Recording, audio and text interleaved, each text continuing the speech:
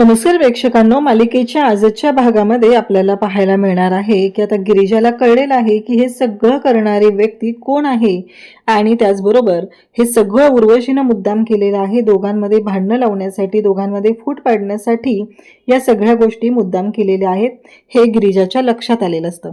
गिरिजा म्हणते की आता मला हाच मार्ग अवलंबावा लागणार आहे.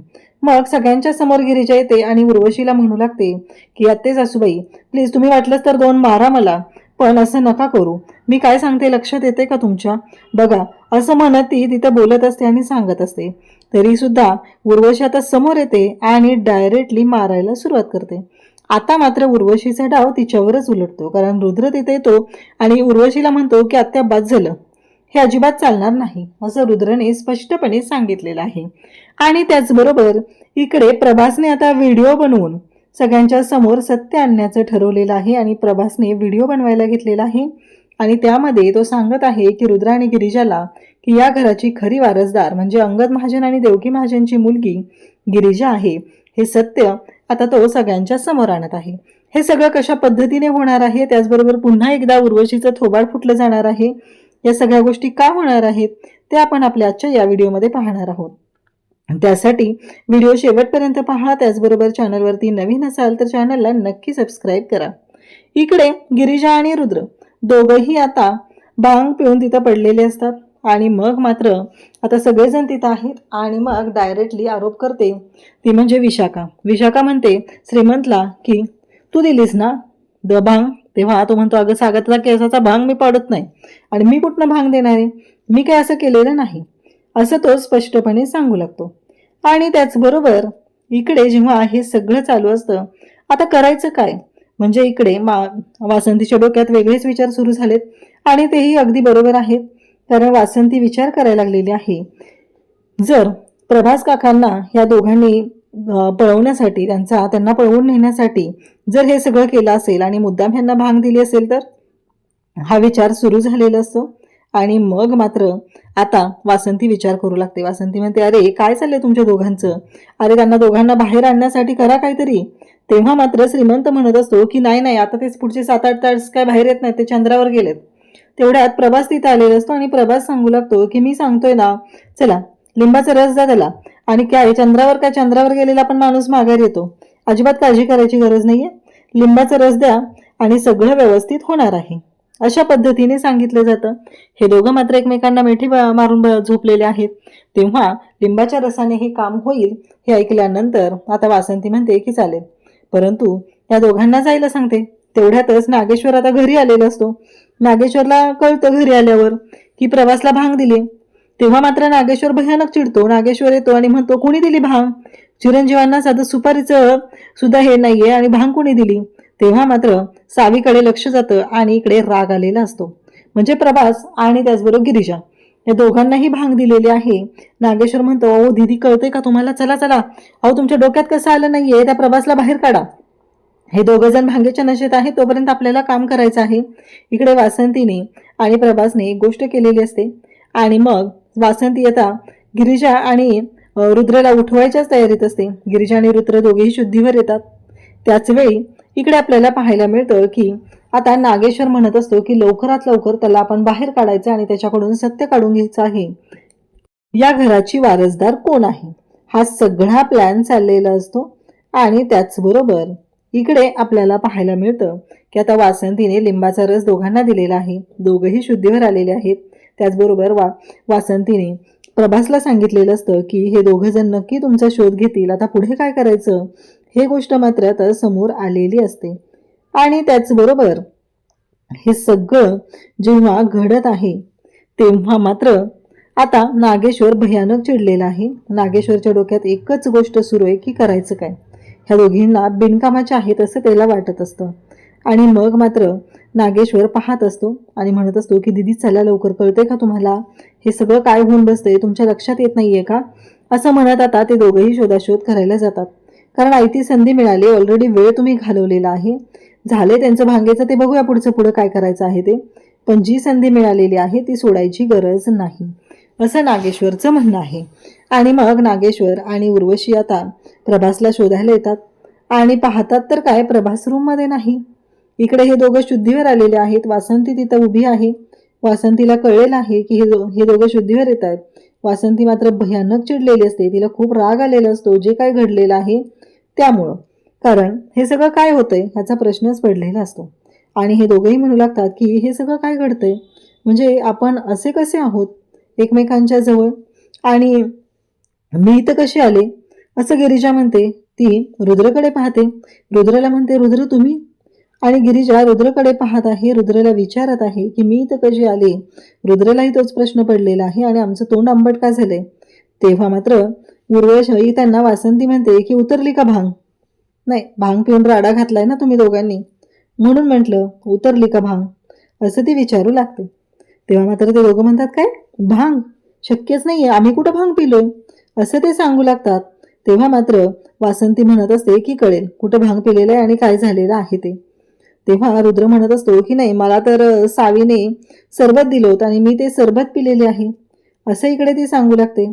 तेव्हा मात्र रुद्र म्हणत असतो की नाही, मी तर नाही भांग पिलेलो. तेव्हा ती म्हणते, अहो रुद्र तुम्हीच तर मला सरबत पाठवलं होतं आणि ते सरबत मी पिलेले आहे. रुद्र म्हणतो की तुमच्यासाठी मी का पाठवू, काय मी काय पाठवलेलंच नाहीये. इकडे प्रभास गायब झालाय. ह्या गोष्टीमुळं उर्वशी आणि त्याचबरोबर नागेश्वर यांच्या मात्र शिट्ट्या वाजलेल्या आहेत. कारण एकतर संधी साधायची होती, डाव साधायचा होता आणि हे सगळं असं झालेलं आहे. ही गोष्ट नागेश्वरला अजिबात आवडलेली नसते.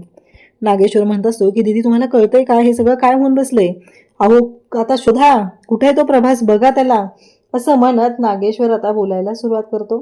तेव्हा मात्र ती म्हणत असते की अहो असं काय करताय दादासाहेब, मला कसं माहिती असेल की तो कुठे असेल आणि काय झालं असेल, माझ्यावर काय येत आहे तुम्ही, असं ती म्हणते. तेव्हा मात्र नागेश्वर म्हणत असतो की प्रभास कुठं आहे, शोध घेतला पाहिजे त्याचा, नक्की कुठं असेल तो, काय चाललं असेल, या बाबतीत विचार सुरू झालेला असतो.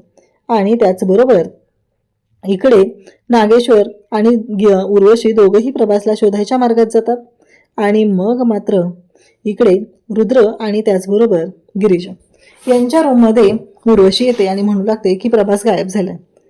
त्यावेळेस वासंती म्हणते, अहो वंसा असं काय म्हणताय, इथंच असतील ना ते. तेव्हा ती म्हणते नाहीये, घरात नाहीये तो. गिरिजा आणि गिरिजाच्या लक्षात येतं की नक्कीच काहीतरी असं घडलेलं असणार आहे की त्याचमुळं इकडे हे सगळं अशा पद्धतीने घडलेलं आहे. आणि त्याचबरोबर त्यावेळेस मात्र ही दोघेही म्हणू लागतात की आता काय करायचं. वासंती म्हणू लागते की आता काय करायचं, कुठं असतील ते. तेव्हा गिरिजा म्हणते की चला चला शोधायला पाहिजे, असं म्हणत गिरिजा आता शोध घ्यायला ठरवते. तेव्हा वासंती म्हणते की नक्की आता प्रभास दादा त्यांच्या दोघांच्या हाती लागण्याआधी आपल्या हाती लागले पाहिजेत, तरच काही ते व्यवस्थित होईल, नाहीतर खूप मोठा गोंधळ होऊ शकतो. असं लक्षात आल्यानंतर दोघेही म्हणत असतात की चल चल लवकरात लवकर आपल्याला शोध घेतला पाहिजे. आणि असं म्हणत दोघेही निघालेले आहेत. इकडे आता हे शोधत आहेत. आणि त्याचबरोबर रुद्र म्हणतो की आबासाहेब, प्रभास काका, आता नागेश्वरच्या चेहऱ्यावरचा रंग उडतो, कारण ह्याला जोपर्यंत भांग चढली तोपर्यंत आपण हे सगळं करायचं आणि प्रभासला शोधून त्याच्याकडून सत्य वधवून घ्यायचं, हे सगळं चाललेलं असतं. परंतु अचानक रुद्र समोर आल्यामुळं नागेश्वरच्या पायाखालची जमीन सरकते. त्याचबरोबर आता उर्वशी म्हणत असते, तू इथं तोंड पाडून काय करतेस, बघ मी काय सांगते ऐक. एकतर शोधायला मदत करायची नाही, तोंड पाडून बसले. तिला खरं तर राग आलेला असतो की एवढा सगळा प्लॅन केलेला होता या गिरिजाला एकटं पाडण्यासाठी, आणि हे सगळं असं होऊन बसलेलं आहे. ही गोष्ट काही तिला आवडलेली नसते. ती म्हणत असते की नाही. तेव्हा उर्वशी तिला म्हणते की हे बघ, मला जायचं आहे, मला प्रभासला शोधायचं आहे. ती गिरिजा माझ्या मागे येईल, तिला अडव, तिला येऊ देऊ नको. तेवढ्यातच गिरिजा तिथे येते आणि गिरिजा म्हणते की आत्ते सासूबाई, अहो एकटं एकटं शोधण्यापेक्षा आपण दोघीजणी शोधूया चला. ती म्हणते की तुझी तू शोध, माझी मी शोधते आणि तुला एवढी काळजी करायची गरज नाही. आता गिरिजा निघालेली असते. तेव्हा मात्र तिला आडवी जायला येते ती म्हणजेच सावी. गिरिजा म्हणते, हे बघ तुझी कुमकुमी उतरायला, तुला भांडायला जो काय आहे ना जोर, तो मी नंतर बघते, आधी मला जाऊ दे, प्रभास काकांना शोधायचं. तेव्हा सावी म्हणते की मगाशी मावशीच्या कानाखाली मारताना नाही विचार केला, आत्ता तुझ्या डोक्यात विचार येतोय का, आत्ता तुला वाटतंय का की प्रभास काकाला शोधायचा, आणि संबंध काय आहे तुझा आणि प्रभास काकाचा, कोण लागतात ग ते तुझे. तेव्हा सावीला गिरिजा म्हणते की मी सांगते कोण लागतात आणि काय होतं ते, आधी मला जाऊ दे, असं म्हणत गिरिजा रागानेच तिथून निघालेली असते. आणि इकडे उर्वशी बरोबर शोधत स्टोअर रूमकडे येते, अडगळीच्या खोलीत येते आणि प्रभास मात्र तिथंच लपलेला असतो. उर्वशी भयानक अशी चिडलेली असते आणि तिनं बरोबर प्रभासला शोधून काढते. प्रभासला भीती वाटत असते. उर्वशी म्हणत असते की काय रे, इथे लपून बसलास का? बरोबर आहे, घरातली अडगळच आहेस ना तू, आणि बरोबर त्या अडगळीच्या खोलीत येऊन बसलेला आहेस. आणि मग तिने कॉलर पकडलेली असते. म्हणत असते की कधी काळी तुझ्यावर प्रेम केलं, एवढं सगळं केलं, आणि त्याचबरोबर एवढं सगळं घडून सुद्धा माझ्या हाती काय लागलं? खाल्ल्या मिठाला जाग जरा. तेव्हा तो म्हणू लागतो की हो, खाल्ल्या मिठाला जागलेलो आहे, आणि म्हणून तर या सगळ्या गोष्टी केलेल्या आहेत, आणि म्हणून तर एवढं सगळं करतोय, कारण ही सगळी प्रॉपर्टी ज्याची आहे त्यांच्या खाल्ल्या मिठाला जागलेलो आहे. आता मात्र प्रश्न उभा राहिलेला असतो की हे सगळं काय घडतंय आणि या सगळ्याचा अर्थ काय आहे, असा प्रश्न असतो. आणि नेमकं त्याच वेळेस गिरिजा तिथं आलेली असते. गिरिजा पाहते, ती म्हणत असते की बुळायस तू, काहीच उपयोग नाही आहे तुझा, कारण तुझ्यामुळं हे सगळं झालेलं आहे. या सगळ्या गोष्टीला तू जबाबदार आहेस. त्या साधे तू मला आई होण्याचं सुखसुद्धा देऊ शकलेला नाहीस, कारण काहीही झालं तरीही एवढं सगळं होऊन काहीच उपयोग झालेला नाही, असं म्हणत ती बोलत असते.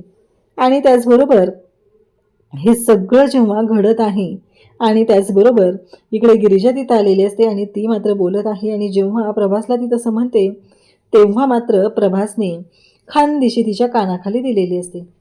आणि आता मात्र गिरिजासमोर कानाखाली मारले या गोष्टीचा तिला राग आलेला असतो. आणि मग ती धावतच येते आणि म्हणत असते की सोडा सोडा. प्रभाची कॉलर पकडलेली असते. गिरिजा म्हणते की हो, प्रॉब्लेम झाला असेल, असं काय करतात त्या आपले सासूबाई, सोडा, असं म्हणू लागते. आणि मग मात्र गिरिजा त्यांना घेऊन बाहेर येते. म्हणते आजार आहेत ना ते, त्यामुळे चिडचिड होत असेल त्यांची, असं सांगितलं जातं. बाहेर आल्यानंतर गिरिजा विचारते की तुम्ही स्टोअर रूममध्ये का गेलेला प्रभास काका, असं गिरिजा विचारू लागते. आणि तेव्हा मात्र प्रभास म्हणत असतो की मला ना हे हवं होतं की आमच्या लग्नाचा अल्बम शोधायचा होता, म्हणून मी गेलेलो होतो, असं सांगितलं जातं.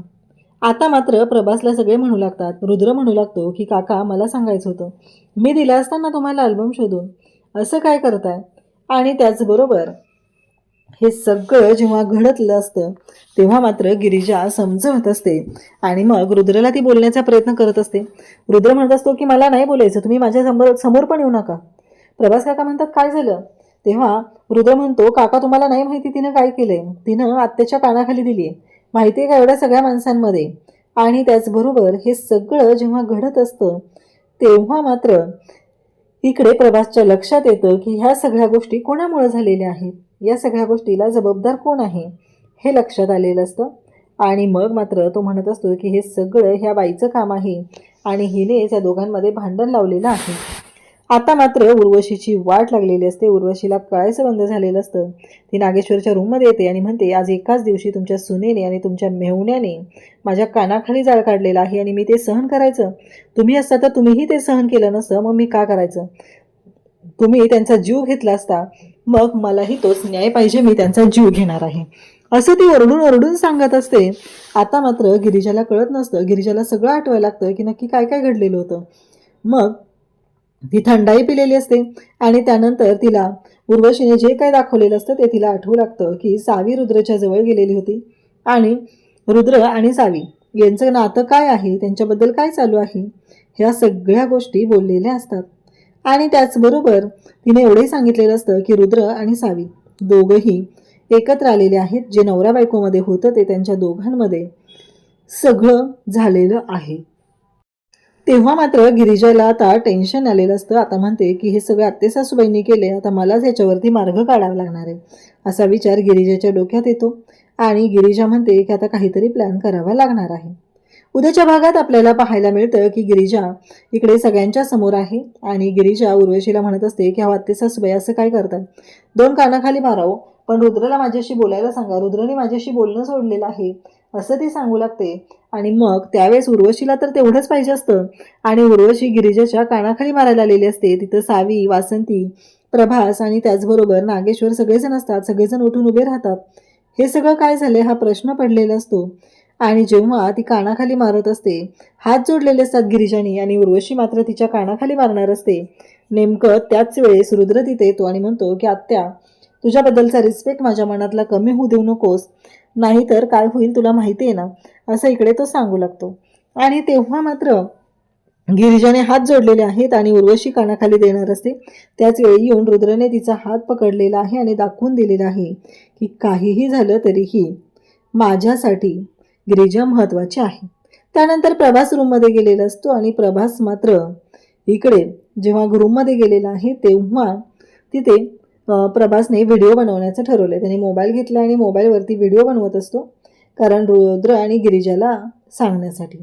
आणि मग त्या व्हिडिओमध्ये तो म्हणत असतो की या घराची खरी वारसदार गिरिजा आहे, म्हणजेच अंगद आणि देवकी महाजन यांची मुलगी गिरिजा आहे.